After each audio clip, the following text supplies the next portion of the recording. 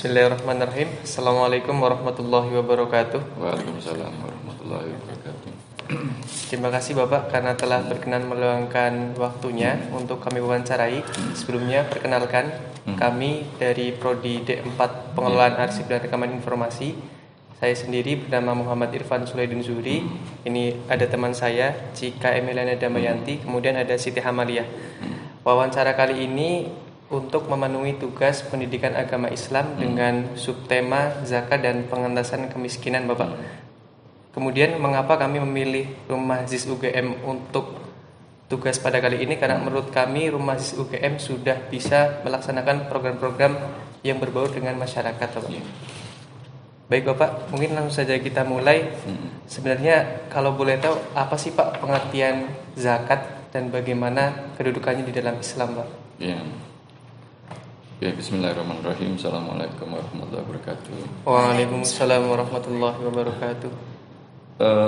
Zakat nanti menjadi inti ya sebenarnya dari agama kita selain 4 rukun Islam yang lain kan.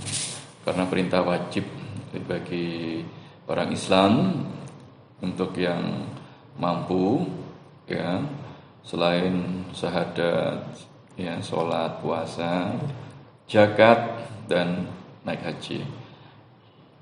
Zakat ini bersama sholat selalu disebut di Al-Quran ya, untuk kemudian ditunaikan, ditegakkan gitu. Wa aqimi sholata wa atuz zakata. Selalu perintahnya bergandengan gitu. Karena tidaklah seorang Islam itu beriman kalau tetangganya aja masih kekurangan gitu ya. Dan zakat itu menjadi satu instrumen untuk kita punya kepedulian sosial dan kita selalu berbagi dengan sesama, terutama yang seiman.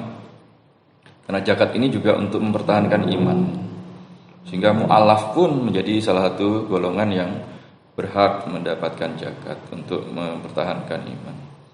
Selain fakir miskin yang utama, karena fakir miskin ini bukan permintaan mereka kadang. Ya, kadang mereka ditakdirkan dalam kondisi yang sangat terbatas, tidak bisa mencari nafkah secara normal, dientaskan secara miskin dengan cara apapun nggak bisa. Karena memang keadaannya, misalnya mungkin kamu pernah sudah datang kan ke tunanetra.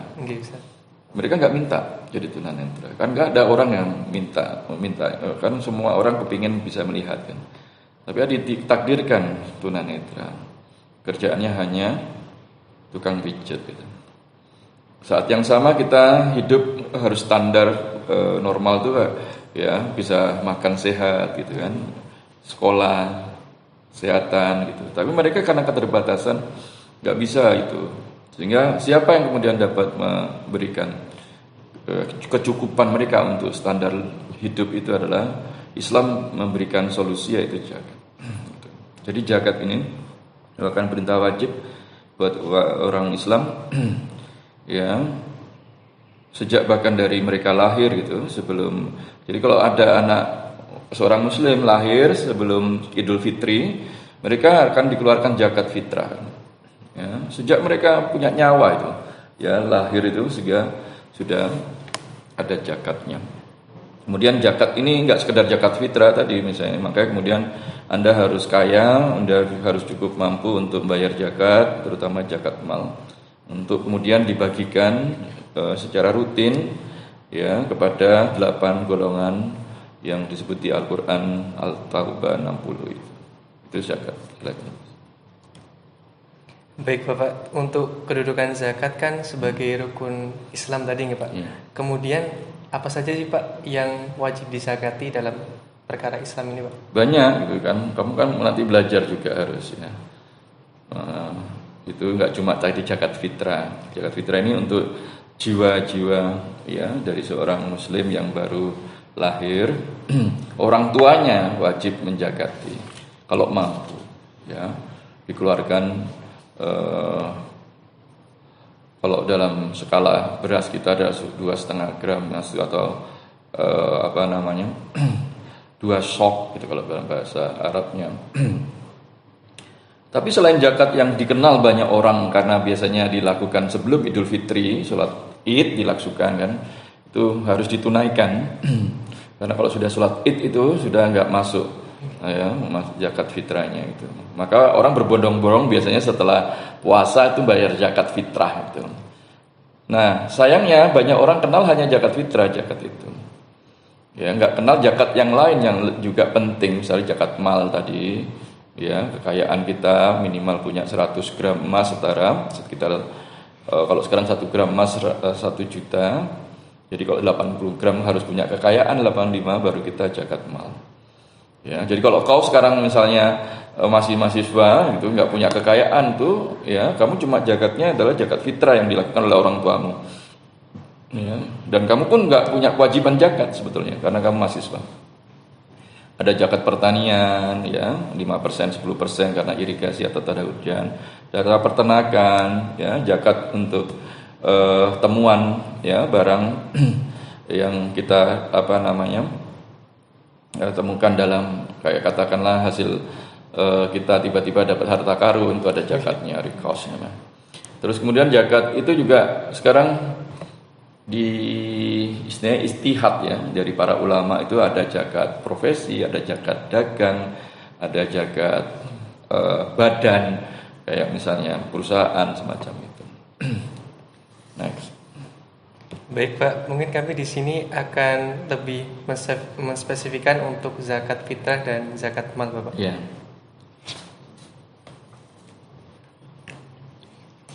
Baik, tadi kan sebenarnya sudah sedikit disinggung tentang zakat fitrah. Apalagi untuk siapa saja sih yang berhak mendapatkan zakat fitrah. Bapak boleh minta tolong dijelaskan siapakah yang berhak menerima zakat fitrah? Jadi jelas yang disebutkan Al-Quran itu 8 golongan asnaf itu.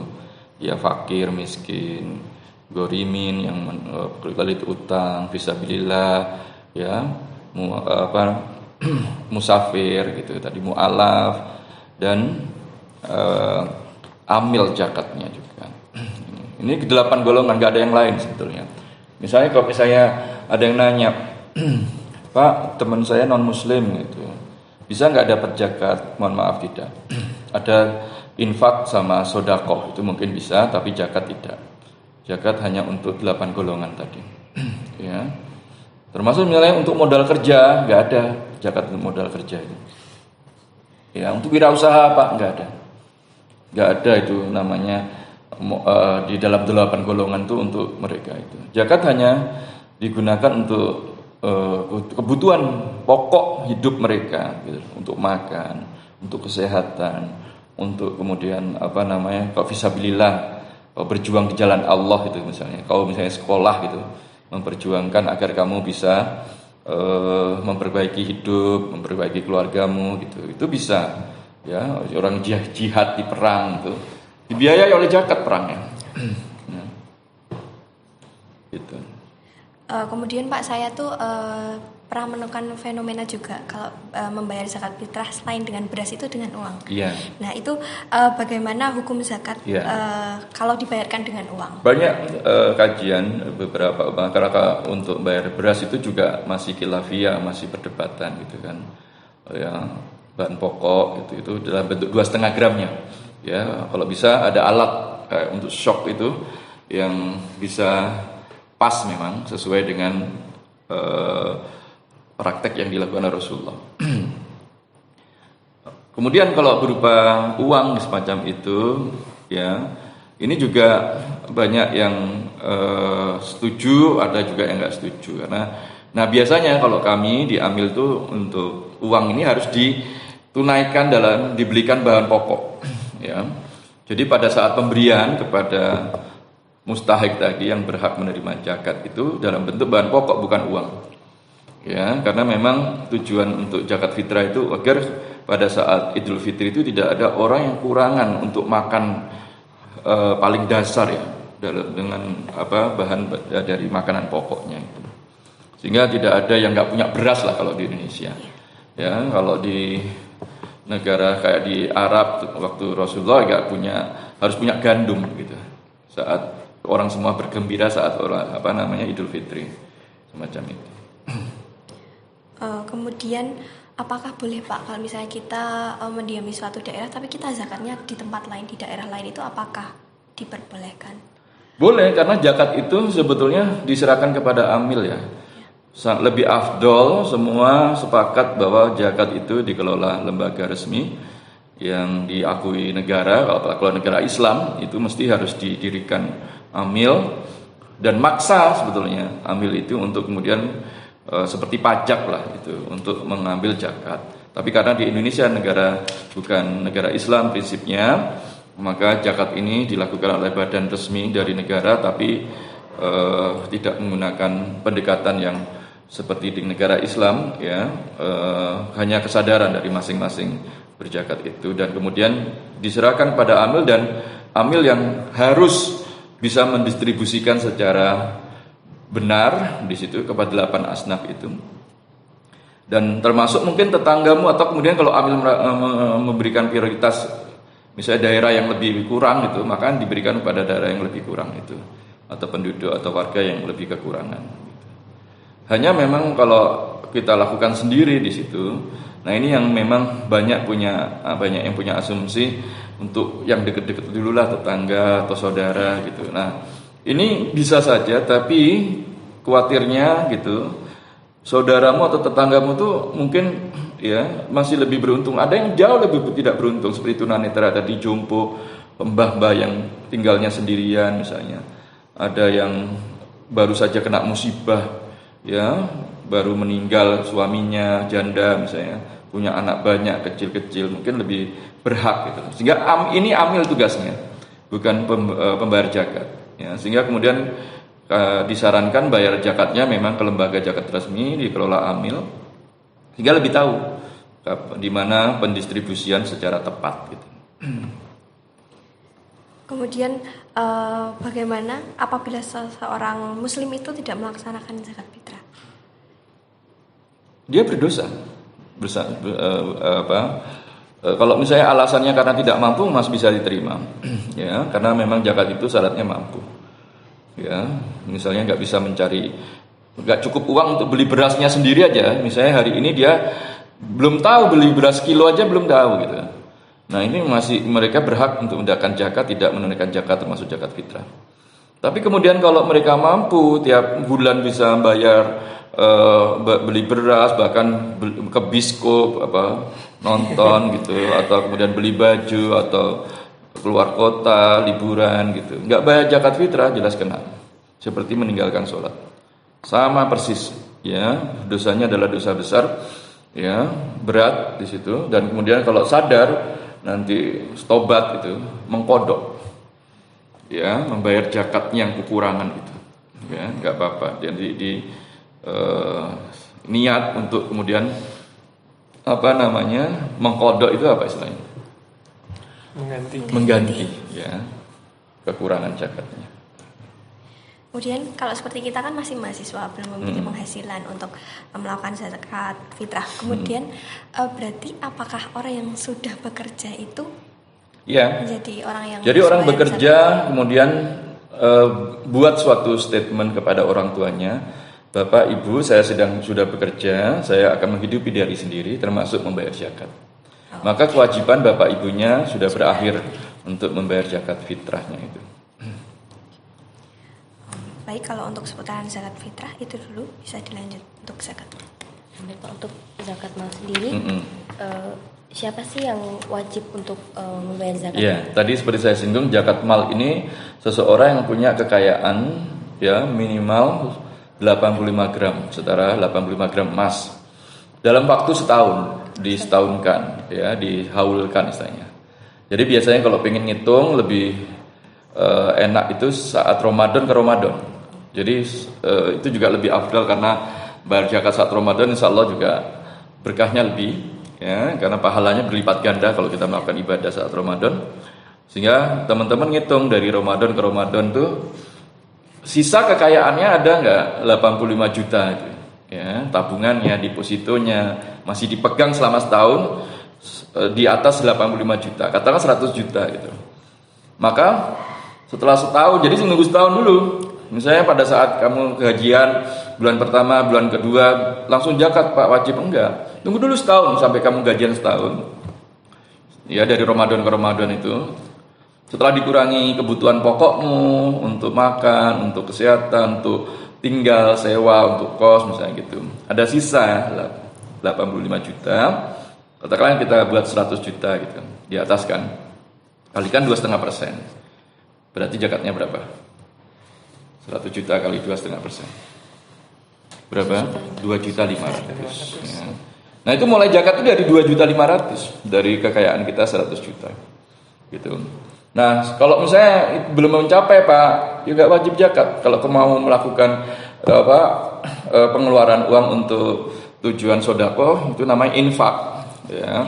Jadi kita nggak punya 100 juta, nggak punya 85 juta gitu loh. Punyanya cuma ya ada 10 juta lah gitu loh. Kamu cuma infak saja.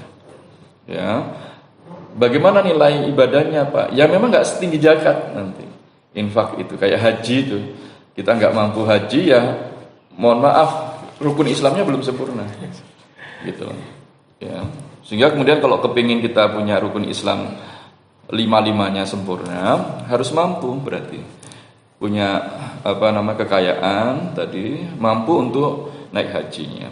Gitu. Sehingga inilah yang mendorong orang Islam harus bekerja, mencari nafkah, mencari kekayaan, agar menyempurnakan 5 ini. Gitu. Ya, gitu. Nah kalau untuk yang penerima zakat mal ini apakah sama dengan 8 golongan yang menerima zakat fitrah? Sama 8 golongan asnaf yang tadi di surat Al-Taubah 60. Nah kalau misalkan ada nih Pak seorang muslim, dia mampu untuk membayar zakat mal tapi mereka tuh nggak melaksanakan, itu hukumnya dosa juga. Sama dosa besar seperti tidak meninggalkan sholat. Maka kemudian nggak mudah jadi orang kaya. Harus menghisap kekayaannya setiap tahun. Ya, jangan sampai lalai. Makanya nanti kalau ketemu orang tua, kamu bantu waktu Ramadan ke Ramadan itu, Pak, Bu, punya tabungan nggak? Paling enak dari tabungannya, punya deposito nggak gitu. Ada simpanan emas nggak ibunya? Ada, dihitung. Ya, sampai nggak setara 85 gram emas atau 85 jutaan. Ya, ada langsung Pak, Bu, ayo jaga. Ya, biar selamat dunia akhirat. Kalau untuk zakat mal sudah Ya. Pak. Baik Pak, mungkin ke pertanyaan selanjutnya. Ya. Boleh tolong dijelaskan Pak, apa itu rumah JIS UGM dan Ya. bagaimana sejarahnya begitu Pak? Jadi rumah JIS UGM ini adalah satu unit di UGM, independen, otonom, di bawah rektor. Di situ lembaga ini adalah didirikan sejak tahun 2008 untuk mengakomodasi ya zakat yang dibayarkan oleh dosen sama karyawan di UGM. Yang tujuan awalnya itu untuk membantu sivitas akademika yang memang kekurangan di UGM, seperti adik-adik mahasiswa yang kuliahnya masih kekurangan biaya gitu, masih punya keterbatasan sampai nggak lulus misalnya. Kita berusaha untuk membantu agar mahasiswa lancar kuliah, cepat lulus gitu dengan memberikan beasiswa dari zakat. Terus kemudian berkembang, kemudian kita menjadi UPZ resmi dari Basnas untuk mendapatkan legalitas secara resmi tahun 2016. Sehingga kami memungut zakat ini dari dosen, dari karyawan, bahkan dari masyarakat umum di masjid kampus ini, tidak sembunyi-sembunyi, sudah legal gitu. Nah di sini kemudian kita kerjasama sama Basnas, kita setorkan ke Basnas, nanti Basnas motong, kemudian diserahkan kembali ke rumah JIS. Jadi memungut zakatnya itu menggunakan unit namanya organisasi UPZ, unit pengumpul zakat di Basnas. Penyalurannya yang dari zakat yang dikumpulkan tadi disetorkan kembali oleh Basnas ke kita, dikembalikan, itu kemudian digunakan oleh RJIS yang menyalurkan ke tadi adik-adik mahasiswa, masyarakat sekitar UGM, seluruh masyarakat, beberapa yang di DIY yang tidak mampu seperti tunanetra tadi dan lain sebagainya. Begitu. Oh ya Pak, kemudian apakah untuk sekarang ini, kan kalau dulu hanya menampung untuk sivitas akademika Iya. Pak. Kalau sekarang apakah masih sama atau sudah berkembang untuk umum? Sudah berkembang, bahkan lebih banyak dari masyarakat umum. Jadi masyarakat yang tahu kami, misalnya dari masjid kampus, misalnya dia sholat di masjid kampus, tarawih di masjid kampus, jumatan di masjid kampus, kemudian melihat lembaga kami, mereka juga bisa membayar zakatnya melalui rumah UBZ UGM dan disalurkan melalui rumah JIS UGM. Sebenarnya apa sih Pak kelebihan apabila kita membayarkan zakat melalui lembaga yang formal ataupun lembaga yang legalitas Pak? Jadi jelas legal karena tidak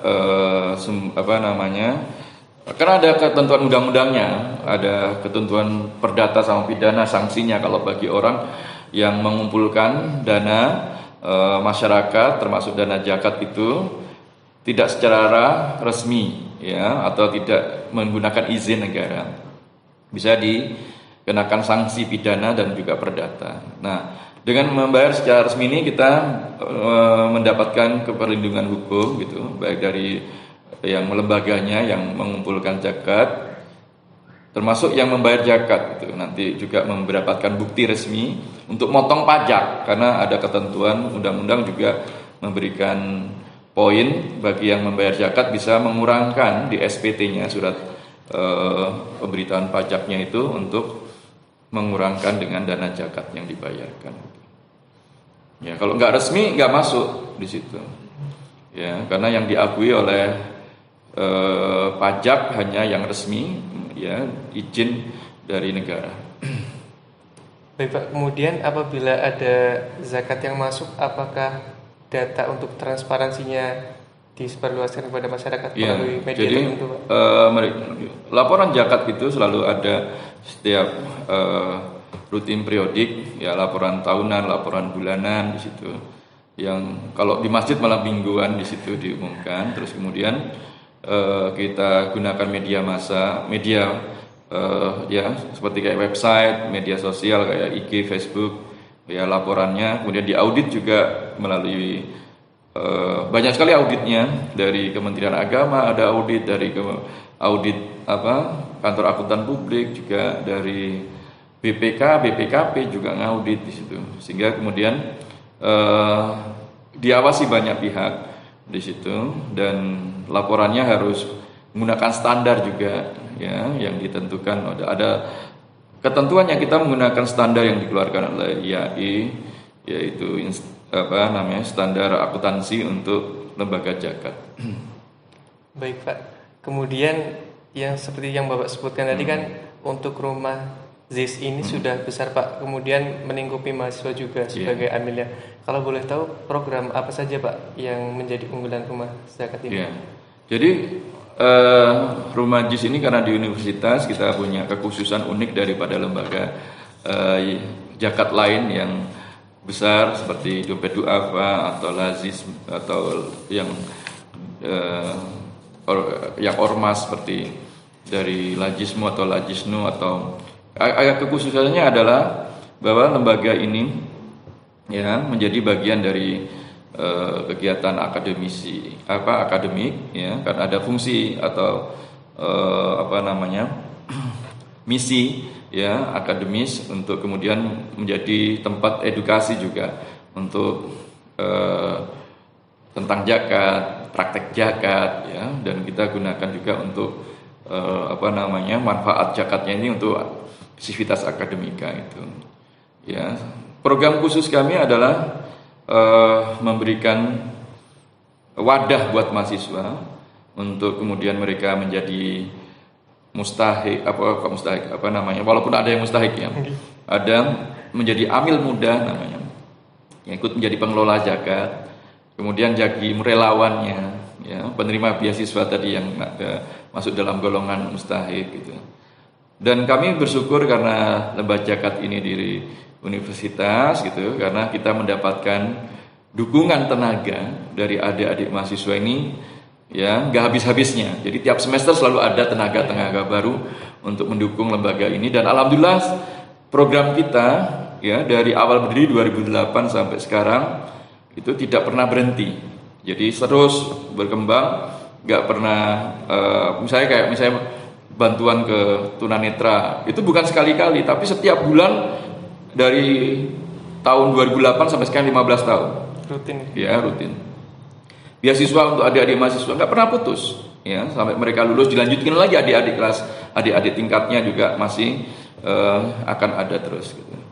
Dan alhamdulillah ini yang menjadi poin kita, sehingga kita tidak melakukan kegiatan sifatnya hanya seremoni, hanya diliput media gitu, hanya pada saat Ramadan gitu. Enggak, ya, tiap bulan ada kegiatan, ya, dan kegiatan ini bersyukur kami alhamdulillah didukung oleh tenaga muda, ya, selalu ada siap sedia, yaitu adik-adik mahasiswa. Dan ini yang tidak didapatkan banyak organisasi lain.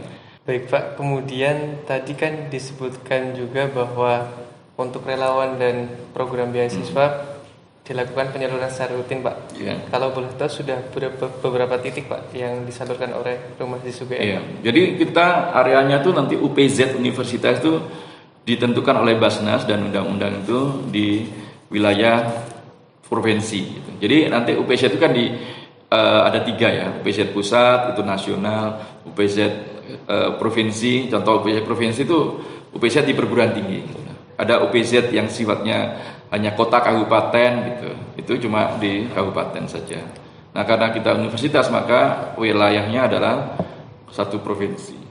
Sehingga penyaluran tadi kalau ditanya di mana saja Pak, semua titik di seluruh DIY dari SBM Yogyakarta, semua kabupaten kota ada di situ, ya, dan banyak. Ya 8 golongan tadi yang kita lingkupi, ya, dan itu mereka tinggal di semua kabupaten dan kota di DIY. Baik Pak, kemudian saya lihat juga di media sosialnya Rumah Mahasiswa UGM itu setiap relawan yang setelah mengantarkan atau melakukan penyaluran itu menyantumkan dokumentasi dan lokasi tempat penyaluran tersebut Pak. Kalau boleh tahu apa nih Pak tujuannya? Jelas ini kita ingin memberikan sosialisasi kepada semua orang, semua pihak yang menaruh perhatian kepada Rumah JIS dan UPZ UGM bahwa penyaluran mereka kalau misalnya membayar zakat, misalnya terutama pertanggungjawaban kita pada mujaki, zakatnya sampai kepada yang berhak gitu. Yang kedua, kita ingin ini juga diketahui oleh banyak pihak bahwa mahasiswa UGM juga nggak cuma sekedar hanya kuliah gitu, punya kegiatan positif bersama kami, sehingga media sosialnya juga digunakan untuk hal positif, memberitakan, membagikan, ya, konten-konten positif, bukan konten hoax atau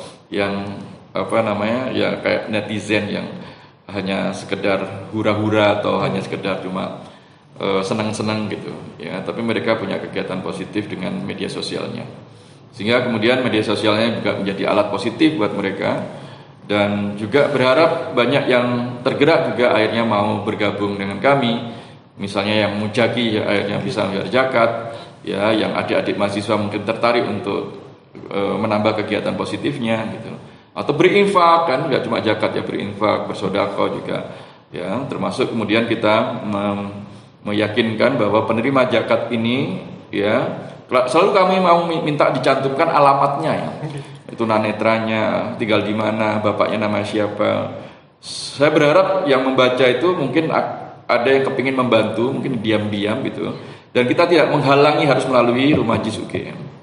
Jadi siapapun mau membantu, nenek, kakek yang didatangi, yang diinfokan di media sosial itu, dikasih alamat. Siapa tahu ada yang mau datang sendiri bantu gitu, tanpa ke kami nggak apa-apa. Bahkan senang sekali agar banyak yang bantu gitu. Ya, dan ini yang kami berharap media sosial atau pemberitaan itu menjadi hal yang positif lah, memberikan lingkungan positif buat kita semua.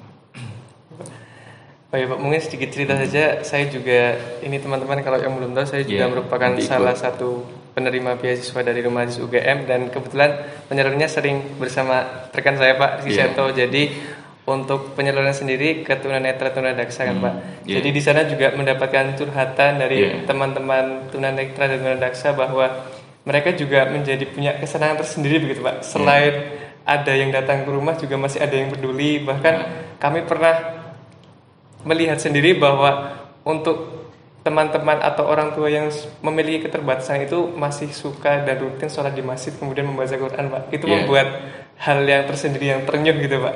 Kami sebagai memang kami berharap memang kunjungan ke adik-adik mahasiswa ini dan relawan ke rumah-rumah mustahik seperti tunanetra itu nggak cuma ngasih sesuatu berupa materi, tapi juga ngasih perhatian, ya, tanya kabar, dan juga yang penting karena zakat ini ya, untuk mempertahankan iman, nanya kabar sholat mereka, gitu.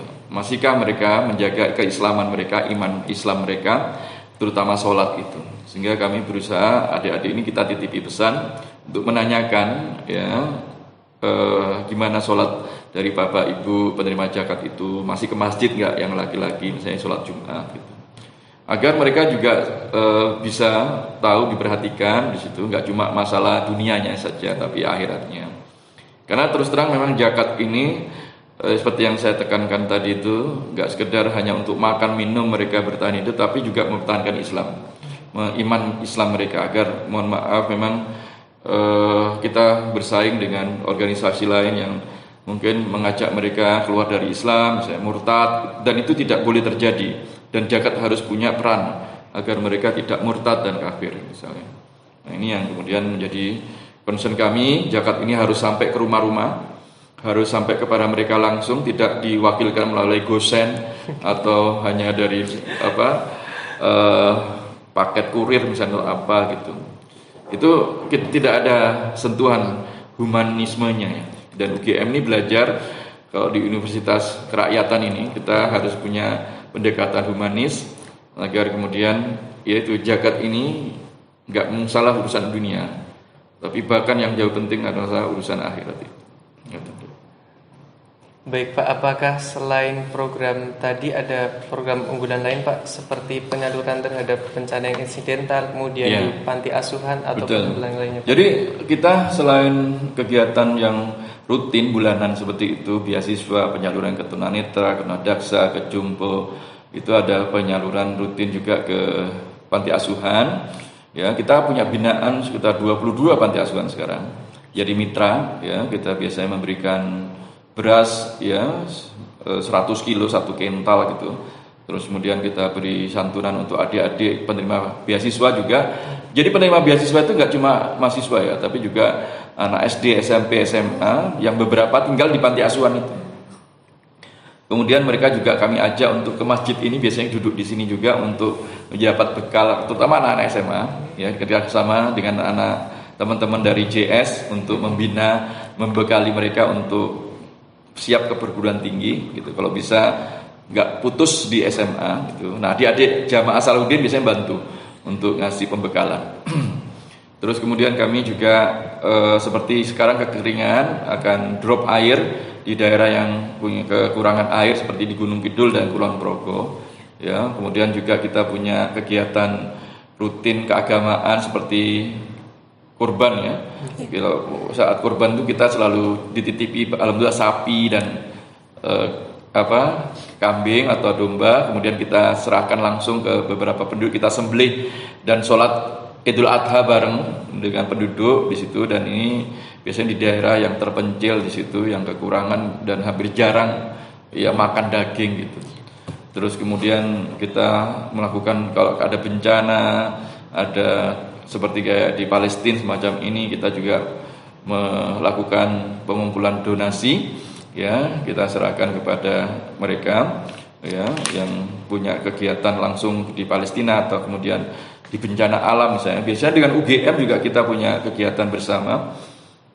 Biasanya kami berkoordinir, ya, misalnya kalau ada gempa di mana, banjir di mana gitu, UGM punya tim khusus namanya Deru, ya, yang kemudian kita nitip biasanya dana dari masjid, dana dari rumah jis untuk diserahkan langsung ke daerah bencana gitu. Baik Pak, kemudian ada satu lagi Pak yang ingin saya soroti untuk asrama atau pondok mahasiswa itu sudah sejak kapan Pak? Kita punya, alhamdulillah ya, banyak orang baik yang kemudian beberapa menitipkan rumah mereka untuk dimanfaatkan untuk asrama. Kita punya 2 asrama, laki-laki putra dan putri gitu. Dan donatur ini menginginkan rumah mereka berkah untuk kemudian selalu dibacakan Al-Quran. Minimal itu saja syaratnya. Adik-adik mahasiswa UGM tinggal di situ gratis. Kemudian mereka membaca Al-Quran kalau bisa setiap hari di situ. Kalau bisa lagi menjadi hafiz gitu, atau penghafal beberapa juz itu lumayan. Terus kemudian kita tambahin, ya mereka juga punya ikut kegiatan relawan tadi gitu, harus ikut kegiatan di rumah JIS. Sehingga adik-adik ini tinggal gratis di situ, memberkahi ya dengan bacaan Al-Quran mereka, kemudian jadi bagian dari rumah JIS, yaitu bagian dari relawan ARJIS gitu. Beberapa bahkan juga penerima beasiswa. Jadi mereka selain dapat rumah atau tempat tinggal gratis, dapat beasiswa juga gitu. Baik Pak, mungkin kalau dari kami sudah cukup. Sebelum kita tutup, boleh minta tolong kasih closing statement nggak Pak untuk teman-teman sekolah vokasi terkait zakat Pak? Oke, matur nuwun. Saya dengan sosialisasi ini bisa memberikan wawasan buat adik-adik bahwa di UGM ada lembaga zakat resmi dan bagian dari Basnas Daerah Istimewa Yogyakarta. Dan rumah JIS ini membuka setiap kapanpun di website untuk daftar menjadi relawan atau amil untuk bagian adik-adik mau partisipasi ya, melakukan kegiatan kemanusiaan, kegiatan keagamaan jelas ya, yang siapa saja teman-teman bisa datang untuk kemudian membantu kami, dan tiap bulan dan bahkan tiap minggu ada kegiatan positif insya Allah yang teman-teman adik-adik mahasiswa bisa bergabung di situ atau kolaborasi kalau teman-teman punya lembaga ya kemanusiaan juga, bersama-sama kita saling kerjasama untuk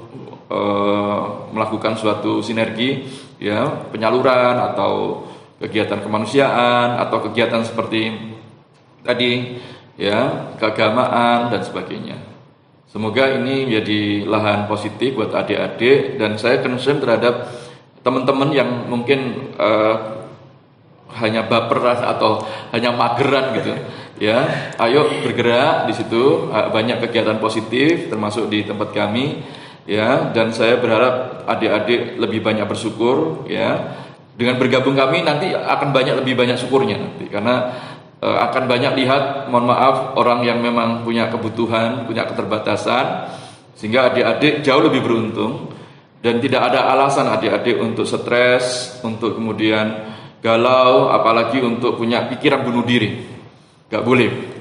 Ya, adik-adik harus optimis, masih muda, bisa masuk UGM, punya fisik yang sehat, punya panca indera yang lengkap di situ.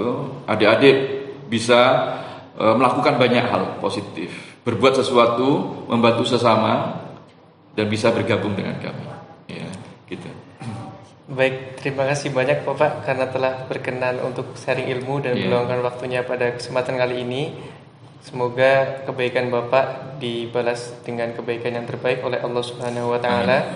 Kami juga memohon maaf yang setulus-tulusnya apabila terdapat kesalahan baik tutur kata maupun perbuatan Bapak. Mungkin sekian dari kami Bapak, kami izin pamit sekali lagi. Jazakumullah khairan hasiran. Assalamualaikum warahmatullahi wabarakatuh. Waalaikumsalam warahmatullahi wabarakatuh.